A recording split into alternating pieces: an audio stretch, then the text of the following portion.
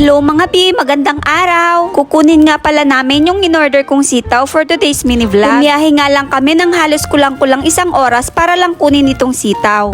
Naiwan kasi ito ng kaibigan ko sa pinagtatrabahuan niya. Kaya kahit malayo, nagpasuyo na lang ako kay hapon para ipag-drive ako. Kesa sa malanta, sayang naman. Tuwing summer lang kasi nagkakaroon ng sitaw dito sa Japan. Halos mga Pinoy nga ang nagtatanim ng sitaw dito. Pati nga sitaw, pawis na pawis sa sobrang init dito sa Japan.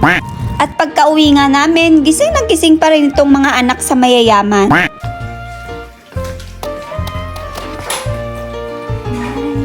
Kinabukasan nga mga B, agad-agad ko na ngang niluto itong sitaw. Baka kasi masira, sayang naman. Magluluto nga pala ako ng ginataang sitaw. Isa kasi talaga ito sa mga paborito kong gulay. At nang ma-ready ko na nga itong mga B, hinugasan ko na at binabad ko sa malamig na tubig na may yelo. Bakit ko nga ba binabad sa malamig na tubig yung sitaw? Para crispy pa rin yung sitaw kahit lutong-luto na siya. Or pwede naman mga B, half cook kung ayaw nyo ibabad sa malamig na tubig. At habang nakababad nga yung sitaw mga B, sumaglit nga ako sa supermarket para bumili ng hipon tsaka gata. At nang makauwi na nga ako mga B, inumpisahan ko na ngang lutuin yung sitaw. Inuna ko muna nilagay yung gata at nilagay ko na rin yung mga sangkap. Naglagay nga pala ako ng bawang sibuyas, asin, paminta at seasoning. Pagkatapos nilagay ko na rin yung baboy. Para habang kumukulo siya mga B, lalambot na rin yung baboy. At nang kumulo na nga siya mga B at lumabas na yung mantika, nilagay ko na yung sili at hipon. At pagkatapos sinunod ko na rin yung sitaw. Ganyan yung sikreto naming mga taga Bicol mga B kapag magluluto kami ng ginataang sitaw. Himas-himasin mo muna yung gata para lumabas yung mantika.